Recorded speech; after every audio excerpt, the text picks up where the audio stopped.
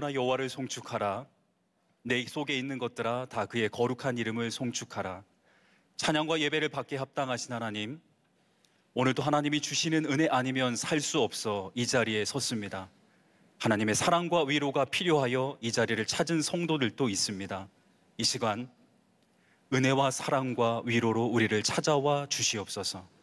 또한 우리가 받은 은혜에 반응하여 하나님께 합당한 영광을 올려드리는 시간 되게 하여 주시옵소서. 이 자리에 함께 하시는 예수님의 이름으로 기도합니다. 아멘. 다 함께 교독문 1번 시편 1편을 교독하겠습니다. 복 있는 사람은 악인들의 꾀를 따르지 아니하며 죄인들의 길에 서지 아니하며 오직 여호와의 율법을 즐거워하여 그는 시냇가에 심은 나무가 철을 따라 열매를 맺으며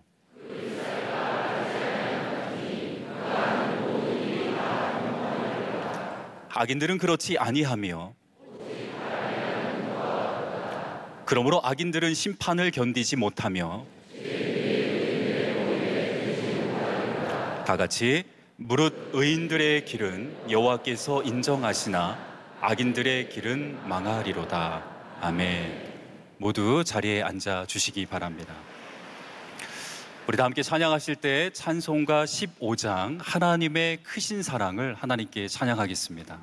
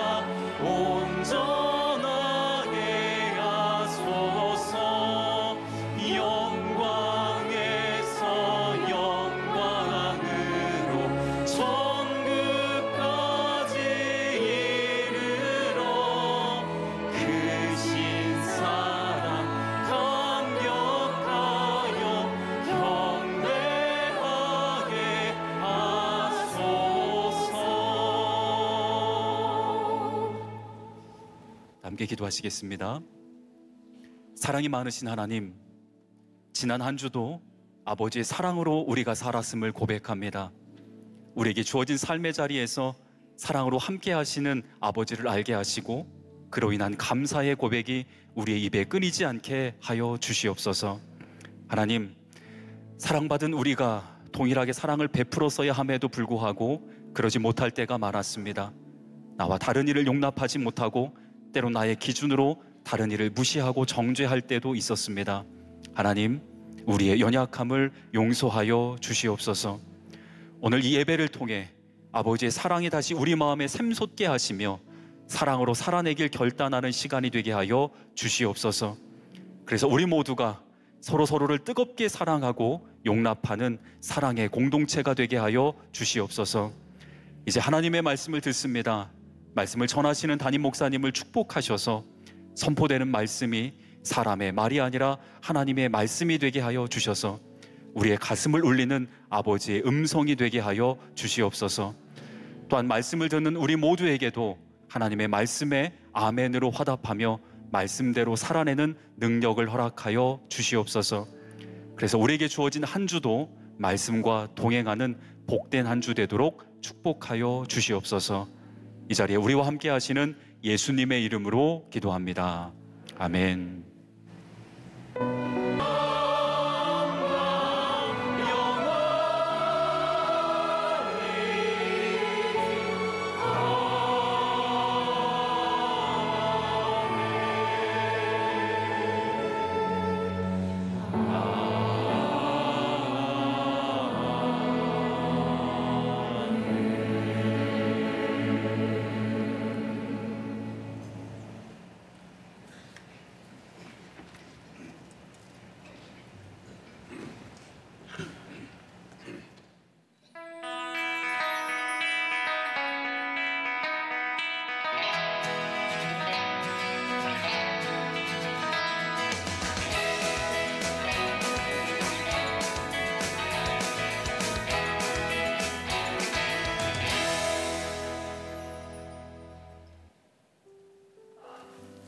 제가 지난 12주 동안 그리고 오늘 13주째 계속해서 꿈꾸는 우리 교회와 우리의 신앙에 대하여 이야기를 하고 있습니다.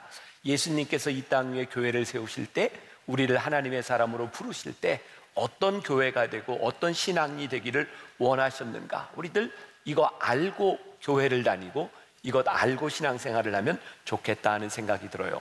오늘 우리가 읽은 본문 말씀은 너무나 유명한 말씀이에요. 하나님이 세상을 이처럼 사랑하사 독생자를 주셨으니, 하나님께서 세상을 이처럼 사랑하셨다고 하는 것, 그 사랑의 표징들은 교회에서 어떻게 우리들이 볼 수 있는가?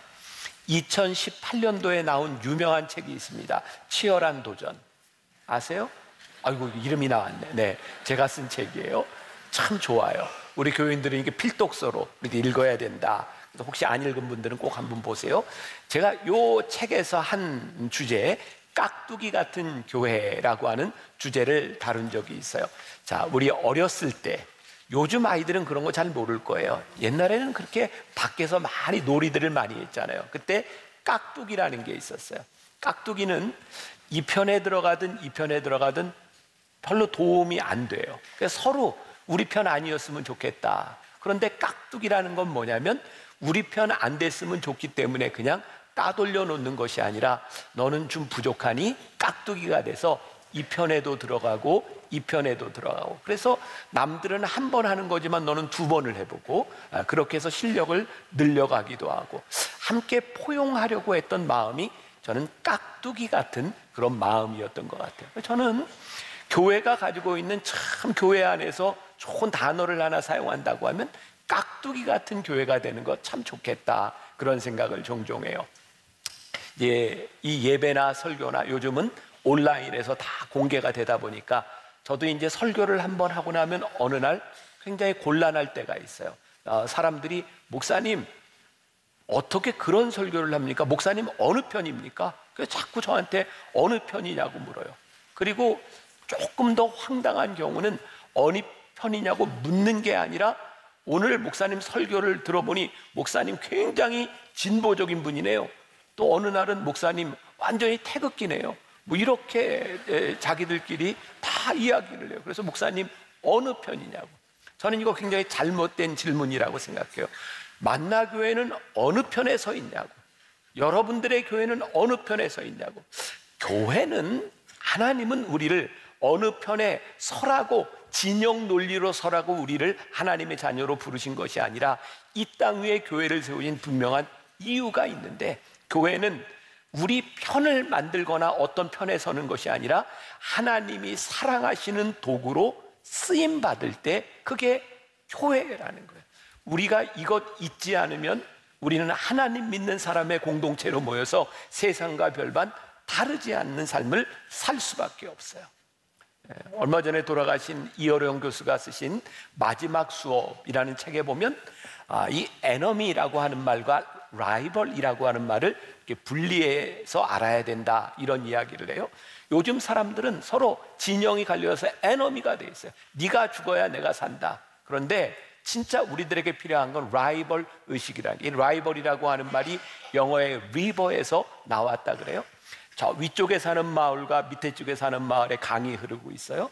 이 라이벌이라고 하는 말은 여기에서 독을 풀어서 밑에 사람을 죽이는 것이 아니라 독을 풀면 다 죽어요. 강은 여기나 저기나 다 필요한 거예요. 그러니까 우리가 적으로 살지 말고 함께 살아갈 수 있는 라이벌 의식을 가지는 게 중요하다. 근데 우리가 요즘 이런 걸 잃어버리고 살아가는 것 같다는 생각이 들어요. 우리들 이 땅 위에 살아가면서 어떻게 모두가 다 평등하게 똑같게 살아갈 수 있겠습니까? 그리고 하나님이 우리들에게 똑같은 능력을 주신 것도 아니에요. 근데 교회는 우리와 다른 사람들을 바라보는, 영혼을 바라보는 눈이 있어야 된다. 왜? 하나님이 세상을 이처럼 사랑하사 독생자를 우리들에게 주셨기 때문이죠. 영혼을 사랑하는 공동체가 된다고 하는 것은 어떤 의미일까? 저는 그런 꿈을 꿔요. 하나님, 우리 교회에 사람들이 모여서 예배를 드리는 그 이유 하나를 이야기한다면, 하나님을 향한 사랑을 표현하고 싶은 사람들이, 하나님께 받은 사랑이 내 안에 있어서 그 사랑으로 인하여 모이는 공동체가 되게 하여 주옵소서. 우리는 무엇을 자랑하는가? 우리는 무엇을 내세우는가? 예수님이 이 땅 위에 오신 이유, 그것이 분명히 하나님이 세상을 이처럼 사랑하셨기 때문이라면 우리 공동체, 우리 교회는 그 사랑의 공동체가 되어야 된다는 말씀입니다. 마가복음 2장에 보면 아주 유명한 사건이 나와요. 예수님이 가버나움의 회당에서 말씀을 전하고 있는데 어떤 중풍병에 걸린 그 친구를 위해서 4명의 친구들이 그 회당의 지붕을 걷어내고 예수님께 환자를 내리는 그런 얘기 들어보셨죠? 네. 근데 예수님께서 그 중풍병자를 고쳐주셨어요. 근데 마가복음 2장 5절에 보면 여러분들 전혀 우리들이 이렇게 주의 기울이지 않을 수도 있겠지만 예수님이 이렇게 고쳐주셨어요. 예수님께서 그들의 믿음을 보시고 중풍병자에게 이르시되 작은 자야 내 죄 사함을 받았느니라. 저희 굉장히 흥미로운 부분이라고 생각하거든요. 이 중풍병자가 예수님 앞에 나와서 나음을 받은 이유는 그가 헌신되고 그가 믿음이 있고 이미 죄 사함 받은 사람이었기 때문이 아니라 아직 죄 사함 받지 못한 그 중풍병자를 향해 예수님이 그의 병을 고치시면서 얘야 네 죄 사함을 받았느니라. 그러니까 예수님 앞에 나오는 사유의 은총을 받은 사람들은 신앙인으로서의 필요한 조건을 다 갖춘 사람들이 아니라 아직 이 세상에 속한 사람을 우리 주님께서 바꾸어 주시고 우리 주님께서는 이 세상에 하나님의 사랑이 필요한 사람들에게 필요를 채워주시기 위하여 이 땅 위에 오셨다고 말씀하고 있는 거예요. 근데 우리들이 신앙생활하면서 종종 우리들이 잘못 생각하고 있는 것, 우리들이 신앙생활을 하는 이 공동체를 채우고 우리들이 신앙생활을 하기 위해서는 우리들은 뭔가 자꾸 조건이 필요하다고 생각하는 거죠. 꽤 오래전이에요. 우리 교회에서 이렇게 함께 연관돼서 사역을 하던 이상훈 선교사님이 있어요. 지금도 루안다에 있는데 그때 우간다에서 기아 대책과 함께 사역을 할 때 잠시 한국에 나와서 저하고 이야기할 기회가 있었어요. 그때 우간다에는 아직도 반군들이 있어서 계속해서 내전이 일어나고 있는 상황이었고 그 반군들은 마을에 어린 아이들을 데려다가 훈련을 시켜서 이렇게 용병으로 만듭니다. 그런데 그 우간다의 어느 마을에 그 반군에게 붙잡혀갔던 한 아이가 집으로 돌아오게 되었고 그리고 가족들과 함께 살면서 동생과 함께 밭에 일을 하러 나가게 되었대요. 근데 일을 하다가 힘드니까 그 동생이 나 못하겠다고 이렇게 쉬고 있는데 형이 부른 거예요. 너 왜 일 안 하니? 그랬더니 이 아이가 이렇게 대답을 했대. I am tired. 그 소리를 듣자마자 형이 낫으로 동생의 목을 잘랐어요. 이유는 반군들이 어린아이들을 훈련시키면서 아이들이 고된 훈련을 하면서 잘 참아내지 못하니까 아이들이 더 이상 가지 못하겠다고 I am tired 하면 바로 죽이는 훈련을 시켰어요. I am tired라고 하는 말이 I want to die, 나 죽고 싶다라는 의미였어요. 동생이 피곤하다는 말을 듣고 그 아이는 그냥 동생을 죽여버린 거예요. 그 마을에는 그런 남자아이들뿐만 아니라 어린아이들이 잡혀가서 누군지도 모르는 아이를 임신하고 돌아오는 아이들도 있는 그 세상 한가운데서 이상훈 선교사가 그런 얘기를 했어요. 목사님, 이 세상 한가운데 이 아이들을 위하여, 이 땅의 사람들을 위하여 찾아오는 사람이 유일하게 그리스도인입니다. 하나님의 사람으로 영혼을 사랑하는 사람들만이 이곳에 찾아옵니다. 성경은 예수님이 누군가의 필요를 채우시고 누군가의 병을 고치시고 예수님이 사역을 하셨을 때 주위에 많은 사람들이 예수님을 따랐다라고 되어 있어요. 자, 제가 언젠가도 그런 얘기 했어요. 예수님이 사역을 하시는데 예수님이 십자가를 지시겠다고 결심하셨을 때 사람들은 예수님을 다 이렇게 떠나가는데 십자가의 길이 쉽지 않았어요. 근데 예수님이 그 영혼들을 불쌍히 여기시고 그들을 위해 예수님이 자비와 사랑을 베푸실 때 예수님 주변에는 많은 사람들이 따랐다고 되어 있어요. 자, 마태복음 7장 28절과 29절 우리 같이 봅니다. 시작. 예수께서 이 말씀을 마치시매 무리들이 그의 가르치심에 놀라니 이는 그 가르치신 것이 권위 있는 자와 같고 그들의 서기관들과 같지 아니함일러라. 그러니까 예수님이 이렇게 가르치시고 예수님이 행하시는 일을 바라보며 사람들이 깜짝 놀란 거예요. 왜 놀라요? 서기관들과 같지 않은 거예요. 바리새인들과 같지 않은 거예요. 예수님은 그 영혼을 바라보는 영혼의 눈을 가지고 예수님이 행하셨을 때 그것이 그 시대에 예수님을 따르게 했던 가장 강력한 영향력을 만들어 주었다는 사실이에요.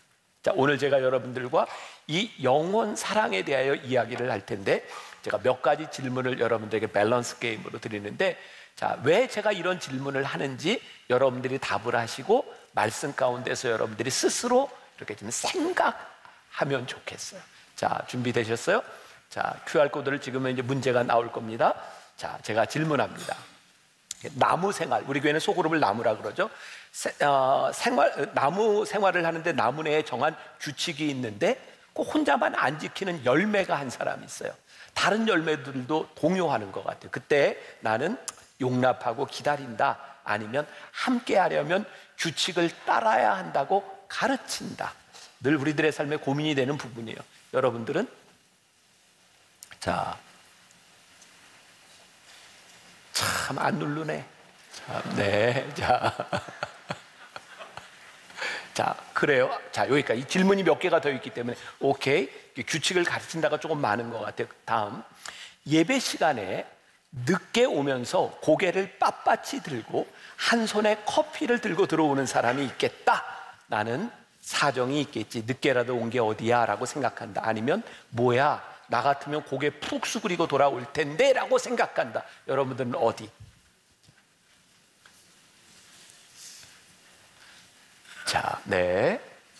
네. 오, 그래요. 비슷하게 이렇게 나오는데 솔직하게 지금 대답하시는 거죠?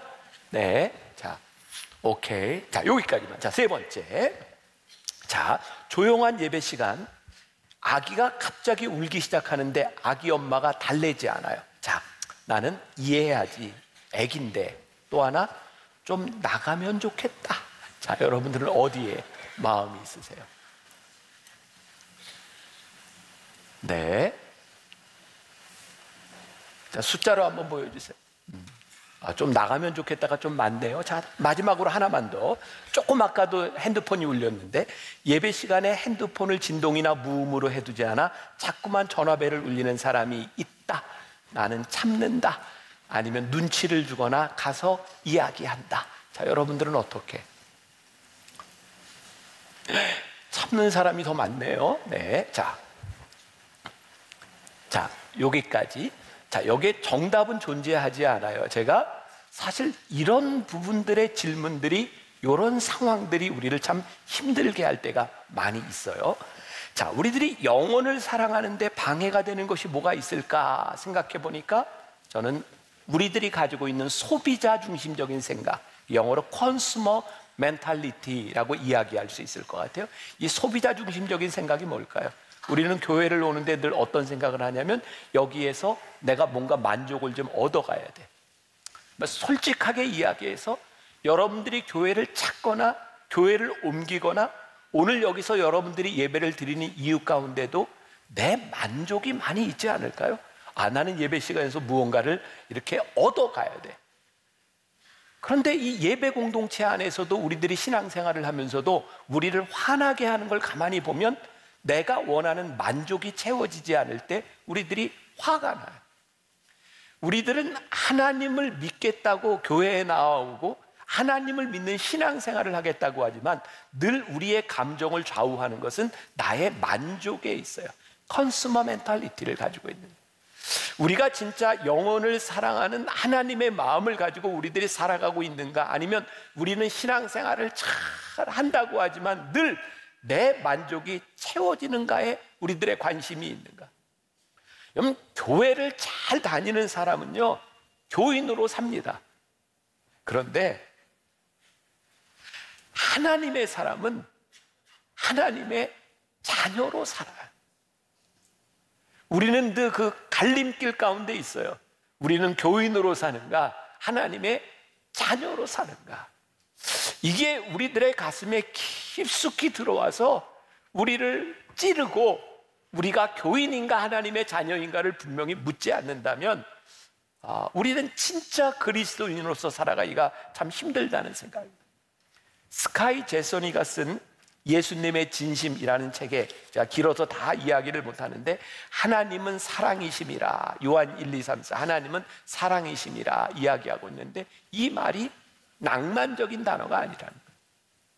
우리는 사랑하면 얼마나 애틋하고 달콤한 감정을 가지고 사랑이라고 이야기하고 있는가. 그런데 요한 1, 2, 3서를 썼을 때에 이 사랑, 하나님은 사랑이시라고 하는 단어는 결코 낭만적인 단어가 아니라 우리들 속에 의지와 하나님을 사랑하는 우리들의 행동이 담겨지지 않으면 할 수 없는 단어, 그게 하나님은 사랑이십니다.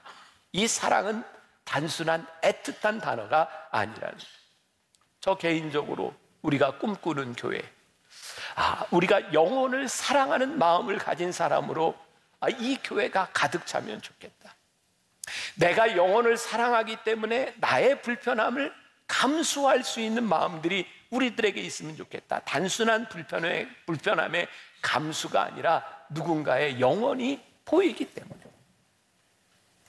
제가 이 설교를 만나교회 담임 목사가 돼서, 물론 똑같은 내용이 아니에요, 똑같은 주제로 제가 4번째 설교를 하고 있습니다. 제가 만나교회 목회를 하면서 저에게 가장 강력한 도전이 되었던 것이, 하나님 저에게 이 마음을 주세요라는 것이었어요. 몇 가지 또 계기도 있었어요. 제가 미국으로 유학을 가기 전에 그 당시 한국의 유명한 몇몇 교회들을 제가 방문하게 되었고, 그 당시 우리 어린애들을 데리고 교회를 방문하게 되었을 때 애들은 못 들어옵니다. 그리고 애들을 금지하는 교회가 대형 교회 중에 꽤 많았어요.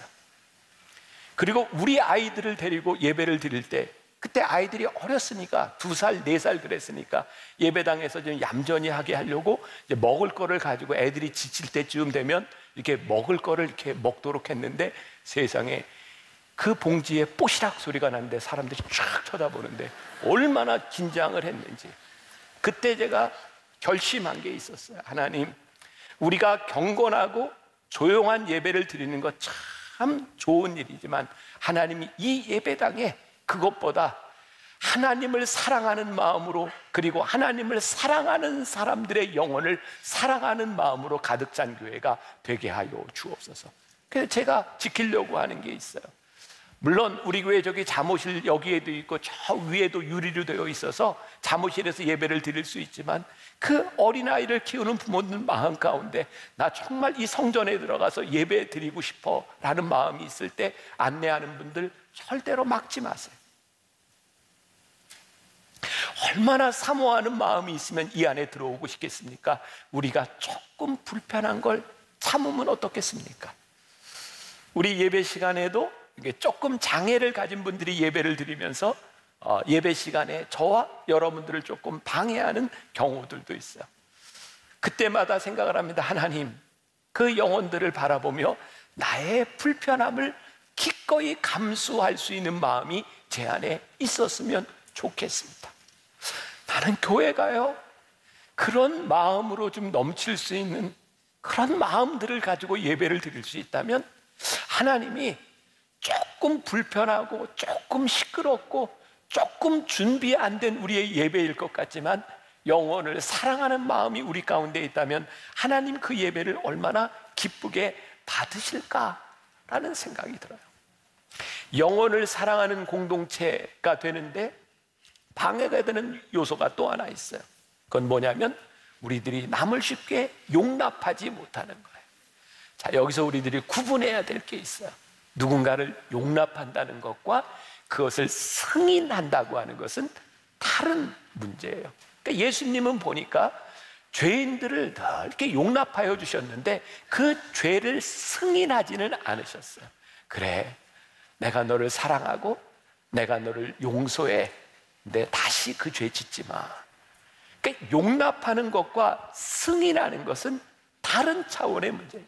우리들에게 이 구분이 늘 살아 있어야 하나님, 제가 저 죄를 절대로 용납하지 못하지만 저 죄를 지은 사람들에 대한 영혼에 대한 마음을 가질 수 있으면 좋겠습니다. 자, 이 말이 얼마나 어려운 말인지 알아요. 제가 이번 한 주 동안은 이 말씀을 가지고 한 주 내내 원고를 읽고 원고를 이렇게 숙지하고 지났어요. 어제도 그렇고 오늘도 그렇고 제가 늘 그 자리에서 교인들을 보면 안녕하세요 인사하는데요, 이 말씀을 한 주간 동안 묵상하는데 들어오는 교인들에게 인사하는 내 마음이 다른 거예요. 안녕하세요. 그게 그 영혼이 보이는 거예요. 하나님, 우리들에게 이 마음이 살아있으면 좋겠습니다. 마태복음 9장 9절에 보니까 예수께서 그곳을 떠나 지나가시다가 마태라 하는 사람이 세관에 앉아있는 것을 보시고 이르시되 나를 따르라 하시니 일어나 따르니라. 그러니까 예수님이 제자 마태를 부르시는데 그 사람이 지금 뭐하고 있어요? 세관에서 세금을 받고 있어요. 그런데 예수님이 그를 부르셨거든요. 예수님의 부르심 때문에 마태의 삶이 바뀌는 거예요. 예수님을 따를 만한 자격이 있어서 예수님이 마태를 제자로 부르신 것이 아니라 지금 세관에 앉아 있는 마태에게 다가가셔서 나를 따라오겠니? 그랬더니 마태의 삶이 바뀌어진 거예요. 아, 이게 예수님의 방식이구나. 그런데 우리는 늘 내가 용납할 수 있는 상태가 되지 않으면 나는 용납할 수 없다고 생각하는 거예요. 다시 이야기해요. 이게 얼마나 우리들에게 힘든 일인지 알아요. 그런데 이게 성경이 하나님께서 우리들에게 가르쳐 주시는 방법이에요. 스카이 제서니의 책에 예수님의 진심에 나오는 글인데 이건 여러분들이 한번 사진 찍어가지고 나중에 좀 이렇게 써먹어도 괜찮아요. 여러분 소그룹에서도 그렇고. 자, 글 띄워주세요. 나르시스트는 오직 자신만 사랑한다. 민족주의자는 오직 자기 민족만 사랑한다. 혁명가는 오직 자신의 명분만 사랑한다. 이상가는 오직 자신의 사상만 사랑한다. 인문주의자는 오직 자신의 인류관만 사랑한다. 크리스천은 눈앞에 짜증나는 인간을 사랑한다. 크리스천은 눈앞에 짜증나는 인간을 사랑한다. 아니, 사랑하려고 노력한다. 아니, 사랑하려고 애쓴다. 이게 크리스천이다. 우리들이 믿지 않는 사람들을 바라볼 때 믿는 자의 수준에서, 믿는 자의 기준에서 누군가를 용납한다면 우리는 어쩌면 영혼을 사랑할 수 있는 사람이 아무도 없을지 몰라요. 유명한 성 어거스틴은 그렇게 말을 했어요. 교회는 병원과 같은 것이다.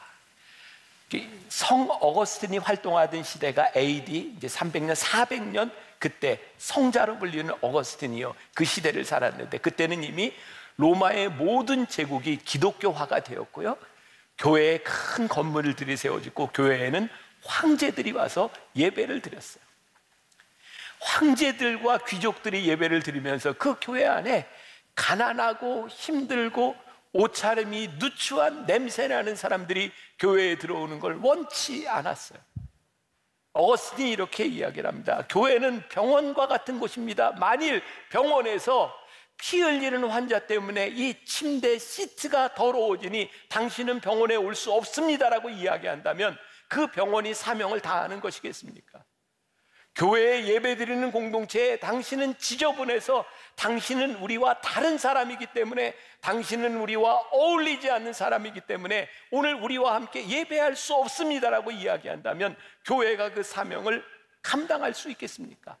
죄인들을 바라보면서 당신의 죄가 얼마나 큰지, 당신 때문에 우리 교회가 오염될지도 모릅니다, 그러니 들어오지 마십시오라고 이야기한다면 교회가 그 사명을 감당하는 것이겠습니까?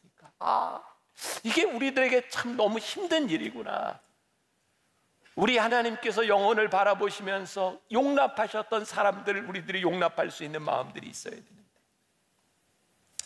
헬리나 우엔이 또 참 멋진 이야기를 했는데 이것도 한번 사진 찍었다가 써먹었어요. 너무 좋아요. 이렇게 얘기합니다. 제 자신도 실천하지 못하는 사랑을 가르치고 있을 때에도 용납해 주십시오. 자, 이 부분 제가 이렇게 설교를 하고 있는데 여러분들 중에 누군가가 저에게 그런 얘기할지 말고, 목사님이나 잘하세요. 사실 저에게 제일 두려운 부분이에요. 저는 정말 그럴 자격이 없는 사람이니까 이 사랑에 대한, 영원 사랑에 대한 이야기를 하면서도 그게 너무 힘든 거예요. 그런데 헬리나 우엔이 뭐라고 얘기해요? 제 자신도 실천하지 못하는 사랑을 가르치고 있을 때에도 용납해 주십시오. 언젠가는 가르치는 사랑을 행할 날이 올지도 모르기 때문입니다. 사람은 실패해도 사랑은 결코 실패하지 않기 때문입니다. 하나님의 사랑에는 실패가 없기 때문입니다. 사랑은 가장 큰 능력입니다. 가장 큰 행복의 원리입니다. 사랑은 모든 것을 움직이시는 하나님의 영원한 불변의 원리입니다. 우리가 꿈꾸는 교회, 우리가 다시 꿈꾸는 우리의 신앙생활은요, 우리가 완전하기 때문이 아니에요. 바로 이 공동체 안에 우리의 신앙 가운데 용서와 사랑이 있기 때문에 이 공동체가 아름다울 수 있는 거예요. 영혼을 사랑하는 공동체가 된다고 하는 이 영혼 사랑은 이 교회에서 일어나는 일이 아니라 이 세상에서 일어나는 일임을 우리 주님께서 명백하게 말씀하셨어요. 하나님이 세상을 이처럼 사랑하사. 제가 언젠가 어떤 교회 집회를 갔는데 그 교회 장로님이 어떤 대학의, 크리스찬 대학의 행정을 책임지고 있는 분이에요. 저에게 그런 얘기를 하더라고요. 목사님, 우리 교회는요, 총장님도 여기 이사장도, 그리고 이사들도, 목사님도 있고 신앙생활하는 사람들이 참 많은데요, 우리 학교는 늘 싸워요. 하나님을 믿는데 하나님의 법이 없어요. 늘 싸우면서 하나님의 뜻이라고 이야기를 해요. 그런 마음이 드는 거죠. 하나님을 믿는 사람이 아니라 종교인이 되어버린 사람. 그래서 우리의 기준이 하나님의 뜻인 것처럼 착각하고 있는 사람. 그래서 우리는 크리스찬 공동체 안에서 너무나 이기적인 사람들을 많이 보는 거예요. 하나님의 이름으로 누군가를 힘들고 아프게 하는 사람들을 너무 많이 보는 거예요. 하나님의 이름이 우리 가운데 살아있기 때문에 우리는 따뜻하고, 하나님의 이름이 우리 안에 있기 때문에 우리들이 용납해야 되는데 그것이 사라져버렸다면, 아니 우리 교회가 이렇게 하나님 앞에 축복을 받았습니다. 아니, 내 삶에 이런 물질적인 축복이 있습니다 라고 자랑할 때에 그 축복이 누군가에게 복이 되고 그것이 누군가에게 축복이 되어야 되는데, 우리가 받은 축복으로 누군가 피눈물을 흘리고 있는데 그것이 우리들에게 축복이라고 자랑하고 있다면 우리들이 얼마나 이기적인 사람들이 되어버려요. 2021년 4월 27일 한국일보의 칼럼에 나온 그 재미있는 얘기입니다. 재미있게 들어주세요. 어느 날 오토바이를 타고 가던 성직자 둘이 과속으로 붙잡혔다. 아니, 모범이 되어야 할 분들이 이러시면 안 되는 거 아닙니까? 사고가 나면 어떻게 하시려고요? 이번에 그냥 봐드릴 테니 다음부터 조심하세요 라고 경찰이 이야기하자 한 사람이 이야기합니다. 염려 마세요. 예수님이 함께 타고 계세요. 그러자 경찰이 예수님이 타셨다고요? 그럼 세 분이 탔다는 얘기인데 딱지를 떼야 되겠습니다 라는 유머가 있어요. 특히나 믿는 자들은 원칙을 지키며 정직한 마음으로 하나님이 주신 직분과 능력과 축복과 이름을 소중히 여기고 사랑해야지, 그것으로 인해 하나님의 이름을 남용한다면 축복의 도구가 아닌 근심의 도구가 되니 조심해야 한다. 크리스찬이라고 하면서 교회와 하나님의 이름을 남용하며 세상을 산다면 영원을 파는 사람이고 무지한 사람이다. 거룩함은요, 이 세상 한가운데서 영혼을 사랑할 때 가장 빛나는 거예요. 교회의 가장 큰 힘은 하나님이 사랑하시는 영혼들을 사랑하는 공동체가 될 때 교회는 가장 강력한 힘이 있는 사람이 되는 거예요. 그리스도의 사랑이 무기력한 것처럼 보이지만 그것처럼 강한 능력을 가진 것이 없다고 하는 것을 우리들이 믿는 것이. 어떤 분이 저에게 보내주셨던 글입니다. 조금 긴 글입니다. 그냥 잘 들어주세요. 소록도에서 목회 활동을 하고 있는 K 목사 앞에 70이 넘어 보이는 노인이 다가와 섰습니다. 저를 이 섬에서 살게 해주실 수 없습니까? 느닷없는 노인의 요청에 K 목사는 당황한 표정을 지었습니다. 아니, 노인장께서는 정상인으로 보이는데 나 환자들과 같이 살다니요? 제발. 그저 해본 소리가 아닌 듯 사뭇 진지한 표정으로 이야기하는 노인을 바라보며 K 목사는 무언가 모를 감정에 사로잡히게 되었다는 것입니다. 저에게는 모두 10명의 자녀가 있었어요. 자리를 권하여 앉자 노인은 한숨을 쉬면서 입을 떼기 시작했습니다. 그런데 그 중에 한 아이가 문둥병에 걸렸어요. 언제 이야기입니까? 지금으로부터 40년 전 그 아이가 11살 때였죠. 발병 사실을 알았을 때 우리가 할 수 있는 행동은 그 아이를 다른 가족이나 동네로부터 격리시키는 것이었습니다. 여기로 왔겠군요. 그렇습니다. 소록도에 나환자촌이 있다는 말만 듣고 우리 부자가 길을 떠난 건 어느 늦 여름이었습니다. 그때만 해도 교통이 매우 불편해서 서울을 떠나 소록도까지 오는 여정은 멀고도 힘든 길이었죠. 하루, 이틀, 사흘, 더운 여름날 먼지 나는 신장로를 걷고 타고 가는 도중에 우리는 함께 지쳐버리고 만 겁니다. 그러다 어느 산속 그늘 밑에서 쉬는 중이었는데 나는 문득 잠에 골아떨어진 그 아이를 죽이고 싶었습니다. 바위를 들었지요. 마음에 내키진 않았지만 잠든 아이를 향해 힘껏 던져버렸습니다. 그런데 그만 바위돌이 빗나가고 만 거예요. 이를 악물고 다시 돌을 들었지만 차마 또다시 그 짓을 할 수는 없었어요. 아이를 깨워 가던 길을 재촉했습니다. 그런데 문제는 소록도에 다 왔을 때 일어났습니다. 배를 타러 몰려든 사람들 중에 눈썹이 빠지거나 손가락이며 코가 달아난 문둥병 환자들을 정면으로 보게 된 것입니다. 그들을 만나자 아직은 멀쩡한 내 아들을 소록도에 선뜻 맡길 수가 없었습니다. 멈칫거리다 배를 놓치고 만나는 마주 서 있는 아들에게 내 심경을 이야기했죠. 고맙게도 아이가 이해를 하더군요. 저런 모습으로 살아서 뭐 하겠니? 몹쓸 운명이려니 생각하고 차라리 너하고 나하고 함께 죽는 길을 택하자. 우리는 나루터를 돌아 아무도 없는 바닷가로 갔습니다. 신발을 벗어두고 물속으로 들어가는데 어찌나 눈물이 나오던지 한 발 두 발 깊은 그곳으로 들어가다가 거의 내 가슴 높이까지 물이 깊어졌을 때였습니다. 갑자기 아들 녀석이 소리를 지르지 않겠어요? 내게는 가슴 높이였지만 아들에게는 턱 밑까지 차올라 한 걸음만 삐끗하면 물에 빠져 죽을 판인데 갑자기 돌아서더니 내 가슴을 떠밀며 악을 써대는 거예요. 문둥이가 된 건 난데 왜 아버지까지 죽어야 하느냐는 거죠. 형이나 누나들이 아버지만 믿고 사는 판에 아버지가 죽으면 그들은 어떻게 살겠냐는 것이었습니다. 완강한 힘으로 자기 혼자 죽을 테니 아버지는 어서 나가라고 떠미는 아들 녀석을 보는 순간 나는 그만 그 애를 와라 껴안고 말았습니다. 참 죽는 것도 쉽지만은 않더군요.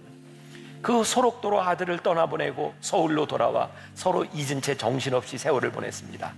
9명의 아이들이 자라서 대학을 나오고 결혼을 하고 손자 손녀를 낳고, 얼마 전에 큰아들이 시골의 땅을 다 팔아서 함께 올라와 살자더군요. 그래서 그렇게 했습니다. 처음 아들네 집은 편했습니다. 주는 대로 받아 먹으면 되고 이불 펴주면 들어누우면 자면 그만이고, 가끔씩은 먼저 죽은 마누라가 생각이 났지만 얼마 동안은 참 편했습니다. 그런데 시간이 지날수록 아이들 눈치가 보이기 시작했습니다. 그 애들은 아무 말도 없는데 말입니다. 어느 날인가는 드디어 큰 아이가 입을 엽디다. 큰아들만 아들이냐고. 그날로 말없이 짐을 꾸렸죠. 그런데 사정은 그 후로도 마찬가지였어요. 둘째, 셋째, 넷째. 허탈한 심정으로 예전에 살던 시골집에 왔을 때 문득 40년 전에 헤어진 그 아이가 생각이 나는 겁니다. 11살의 문둥이가 되어 소록도라는 섬에 내다버린 아이. 내 손으로 죽이려고까지 했으나 끝내는 문둥이 마을에 내팽개쳐지고 40년을 잊고 살아왔던 아이. 다른 9명의 아이들에게는 온갖 정성을 쏟아 힘겨운 대학까지 맞춰놓았지만 내다버리고 까마득하게 잊어버렸던 아이. 다시 또 먼 길을 떠나 그 아이를 찾았을 때 그 아이는 이미 아이가 아니었습니다. 쉰이 넘은 데다 그동안 겪은 병고로 인해 나보다 더 늙어 보이는, 그러나 눈빛만은 예전과 다름없이 투명하고 맑은 내 아들이 울면서 반기는 것이었습니다. 그는 나를 껴안으며 이렇게 말했습니다. 아버지를 한시도 잊은 날이 없습니다. 아버지를 다시 만나게 해달라고 40년이나 기도했는데 이제야 기도가 응답되었군요. 나는 흐르는 눈물을 닦을 여유도 없이 물었죠. 어째서 이 못난 애비를 그렇게 기다렸는가를. 자신이 문둥병에 걸렸다고 무정하게 내다버린 채 한 번도 찾지 않은 아비를 원망하고 저주해도 모자랄 텐데 무얼 그리 기다렸냐고. 그러자 아들은 이렇게 말하는 것이었습니다. 여기 와서 예수 그리스도를 믿게 되었는데 그 후로는 모든 것을 용서하게 되었다고. 예수 그리스도의 사랑이 비참한 운명까지도 감사하게 만들었더라고. 그러면서 그는 다시 한번 자기의 기도가 응답된 것에 감사한 것이었습니다. 그때서야 나는 깨닫게 되었습니다. 나의 힘으로 온 정성을 쏟아 가꾼 9개의 화초보다 쓸모없다고 내다버린 하나의 나무가 더 싱싱하고 푸르게 자라 있었다는 것을. 예수 그리스도, 그분이 누구인지를 모르지만 내 아들을 변화시킨 분이라면 나 또한 마음을 다해 받아들여야겠노라고 난 다짐했습니다. 목사님, 이제 내 아들은 병이 완쾌 되어 여기 음성 나환자촌에 살고 있습니다. 그 애는 내가 여기 와서 함께 살아주기를 간절히 원하고 있습니다. 그 애와 며느리 그리고 그 애의 아이들을 보는 순간 바람이 결코 거짓이 아니라는 걸 깨달았습니다. 그들의 눈빛에는 지금껏 내가 구경도 못했던 그 무엇이 들어있었습니다. 공들여 키운 9명의 아이들에게선 한 번도 발견하지 못한 사랑의 언어라고나 할까요? 나는 그에게 잃어버린 40년의 세월을 보상해 주어야 합니다. 함께 있어주는 것만으로도 그에게 도움이 된다면 나는 기꺼이 그 요청을 받아들일 작정입니다. 그러니 목사님, 저를 여기에서 살게 해주세요. 이 긴 글이 저에게 은혜가 되었어요. 그분 때문에 용서될 수 있다는 것, 그분 때문에 품어줄 수 있다는 것, 그분 때문에 잃어버렸던 사랑을 우리들이 다시 발견할 수 있다는 것, 그분 때문에 우리 주위에 사람들이 모일 수 있다는 것. 저는 우리 교회를 찾아와서 함께 예배드리는 우리들의 입에서 만나교회 프로그램 좋아요, 만나교회 건물 좋고요, 예배가 좋아요, 만나교회는 사람들이 친절해요. 아니, 그 말보다 이 교회 가면 영혼을 뜨겁게 사랑하는 사람들이 있어요. 그 교회 가면 누군가를 품어주는 사람들이 있어요. 그래서 저는 이 교회를 찾아왔어요. 라는 교회, 그런 그런 하나님의 사람들이 될 수 있다면 하나님이 이 교회를 참 축복하시겠다. 여러분들의 삶을 참 축복해 주시겠다.